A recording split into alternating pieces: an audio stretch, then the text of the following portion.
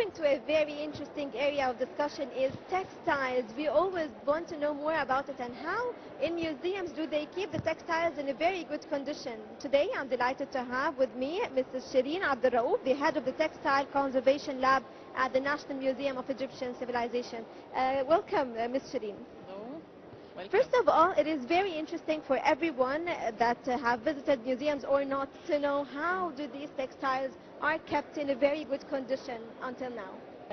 First, I want to talk about the role of conservator here. Take care about the health, the atmosphere of the object and the collection. We have to measure the microclimate, such as temperature, relative humidity, beside the lighting, in the displaying and the museum storage also. So this is our rule. And we have to discuss with the other members, such as the designer, who is responsible for the exhibition way. If this collection is safe in the atmosphere of the lighting, in the showcases or outside the showcases and so on. So sometimes it is not safe to put the collection Yes. in some atmospheres. A lot of museums suffered from this point. There is a global standard, especially for the organic materials here. The organic material is more sensitive, more than inorganic materials. I mean wood, textile, manuscripts. These organic materials is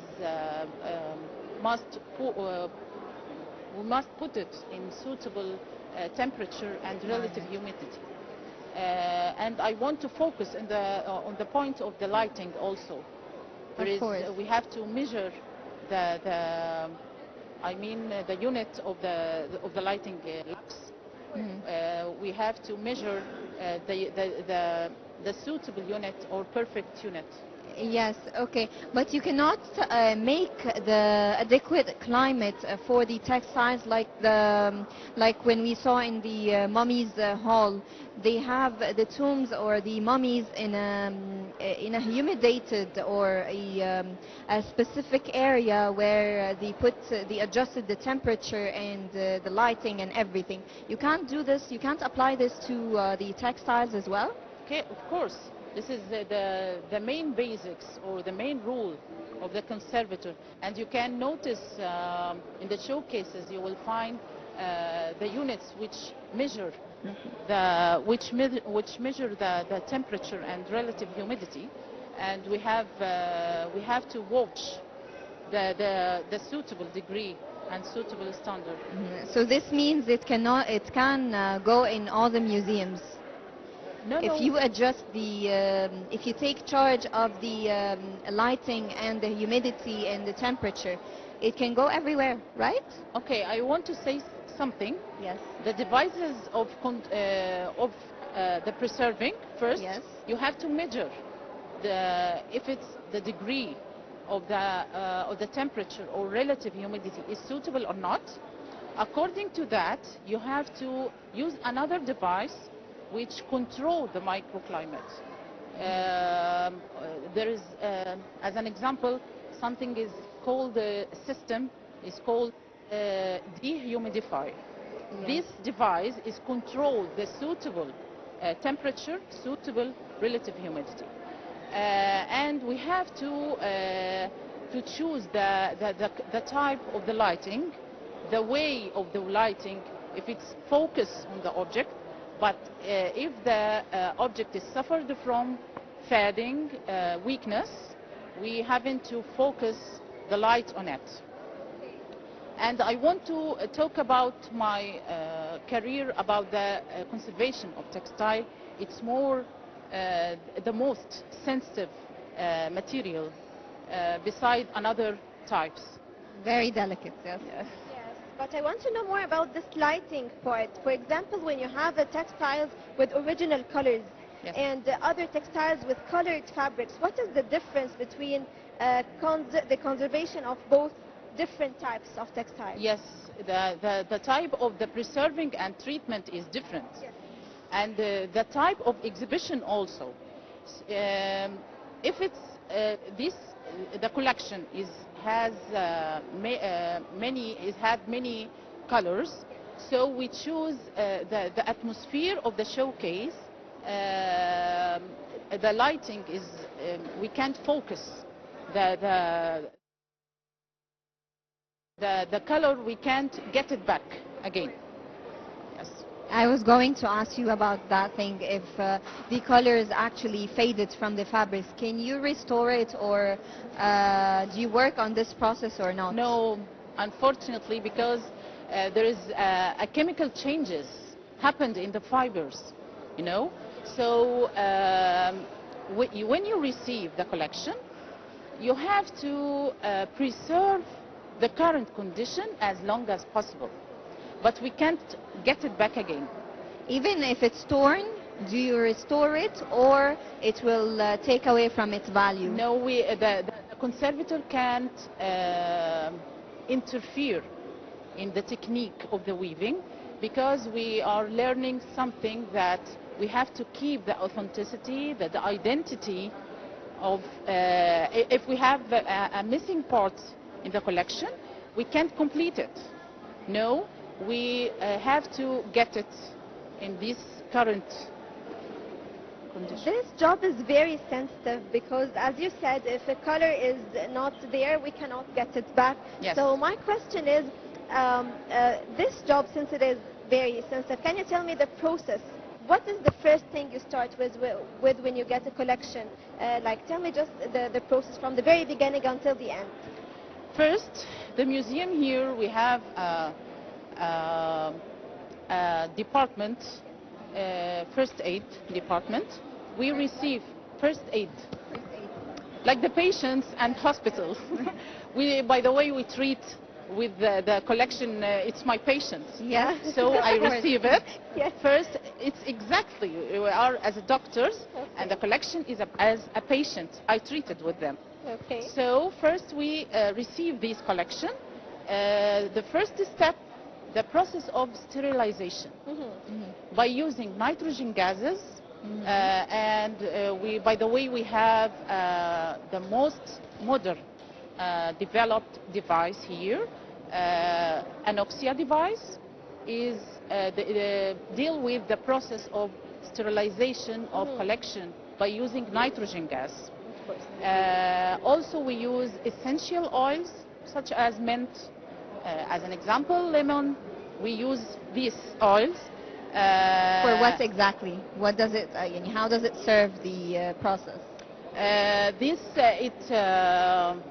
You have to, what can I say? It provides, or to avoid any insect infestations, any microbiology infestations. Okay. To be sure there is no any injection will get in the museum. Okay. So outdoors, when we get it in indoors, we have to save the museum, the collection which was or which is in the museum. The second hand here, the collection, in the other hand, the collection enter to the labs here in the museum, and we started to the process of the documentation, the current condition, the dimensions, and so on, the photographing, many photos in different angles or in different dimensions for the collection. Then we use cleaning, mechanical or chemical cleaning, and by the way, the process of the cleaning is according to the condition. If it's suffered from weakness, or we can clean it by more hard tools, as an example. Then we will move to, if it needs conservation, treatment, something is called consolidation, by using materials which similar to the structure of the material, such as we use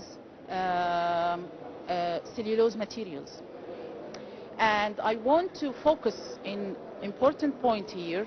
Nemec here, they use everything is environmentally friendly, and the way of the culture of green conservation, we go on towards this point.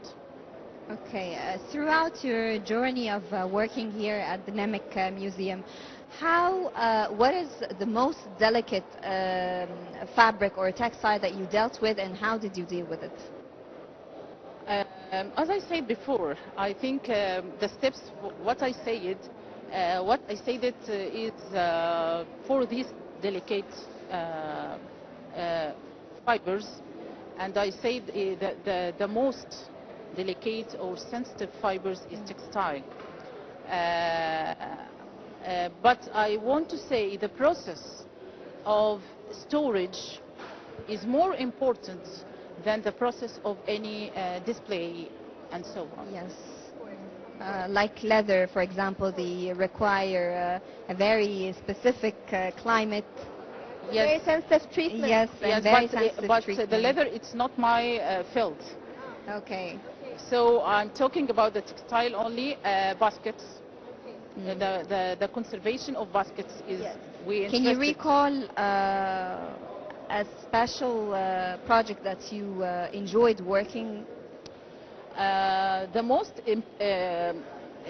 one is Kaaba cover and the Mahmal. Of course. Because it's the first thing was I worked on it when I came here. So and it's a good beginning for me. How did you feel while working on such a project? As I said, I'm working with them. It's as a patient. As It's a my doctor patient. working with a patient. Yes, yes. And I want to preserve it. I want to be in the best health. You know. So I'm talking with a collection. I need to say, what are you suffering from? You talk with the collection. Yes, That exactly. reflects a huge passion that I can see in your eyes even while talking spark, about yes. this.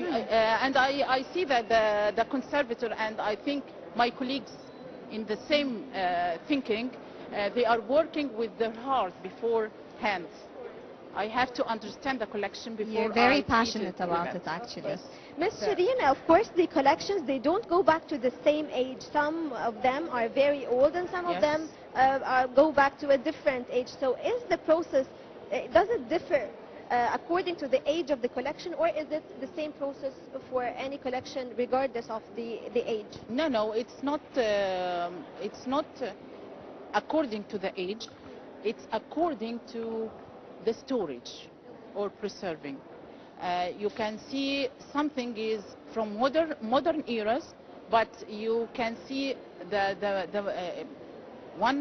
we have to make as I said comparison between one is modern and the other from ancient Egypt as an example, but the bed storage is different. I can see the bad relative humidity and so on about the microclimate, or in the container is not suitable for this object. But I found that one is from ancient Egypt is more healthy than the other one. Okay, I want to talk about how textiles, they actually, when you touch them, you get a glimpse of the ancient Egyptian era and everything. In this context, we want to know more about how do you engage visitors with such textiles when they can't really touch them? Do you have a specific, do you use replicas or use digital aid, for example? How do you do this? I want to say something about this point. When we are sharing or cooperate with any exhibition, we are a groups and staff, and every person is responsible for main points or different points.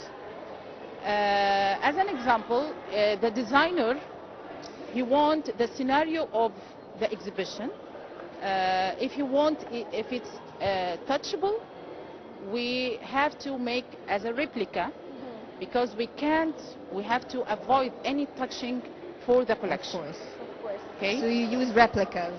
Yes. But I think in my field about the textile, the visitor need his eyes more his hand. Of course. He want to consider the technique of the weaving. He want to consider the type of material, the fashion in general. Of course.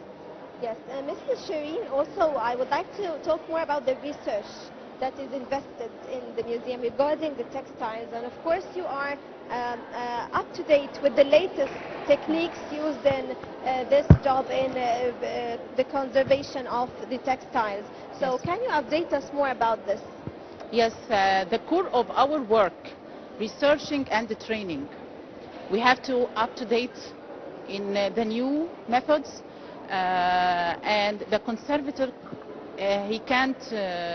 he mustn't to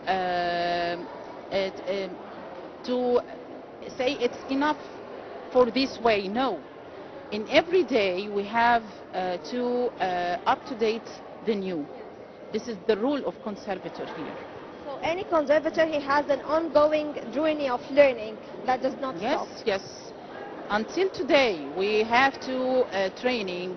We have to train. We have to research. We have to in the academic way. My colleague and me, we are ongoing in academic in PhD. We are now. Yes. So with the evolution of technology every day, the textiles that you're done with, do you consider working on them again with the new technologies whenever something new comes out? Yes, we use different techniques and the new technology.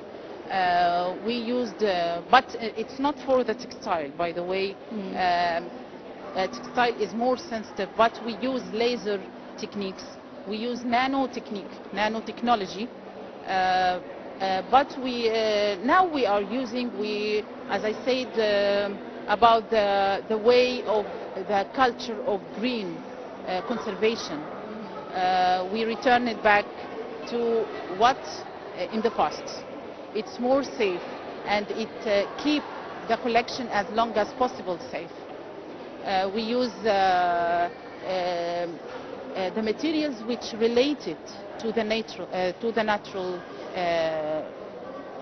atmosphere. Sometimes some pieces or some collections, they have a partial damage. Yes. So in this case, what do you prefer to do? Do you prefer to go for a full restoration, or to not show them to the audience, or do you show them to the audience to just tell the story of this piece? No, we have to preserve, as I said before, to keep the collection, the identity, the authenticity of the collection, the history. And I can't, as an example, it's a flower design in the textile. I can't complete it. I don't know if it's in this space or in this location. Is there flower or not? So I can't interfere in the design of the collection. But the process of to complete the missing parts for supporting only. If it's For what? Support. For support? Yes. Can you elaborate? No, for supporting for the collection. As an example, it's two parts is separated, so I have to complete it to support. The final outcome, you mean? Yes, but it's not in the in every collection we have to do that. Yes. This process is just for the partially damaged Yes. pieces. Exactly. Okay, so Egypt is actually known for its historical weaving techniques. How does your conservation team handle complex woven patterns or embroidered fabrics? I think it's related also for the restoration, the process of the restoration. We can't restore or complete, but I have to research about the technique of the weaving on that time. As an example, in the modern eras, in ancient Egypt, Coptic, Greco-Roman, If it's related to that, I have to read about what is the technique of the weaving, what is the used materials to reach the suitable treatment. Thank you so much, Mrs. Sherine you. Abdel Raouf, the head of the Textile Conservation Lab at NAMEC. Thank you so much for being here with us and for your helpful insights. Thank you so much. Thank you. Along with my very dear colleague, Minna Al-Ghazdawi, we thank you, and we have a short break. We will be right back in the Nile Cruise Show.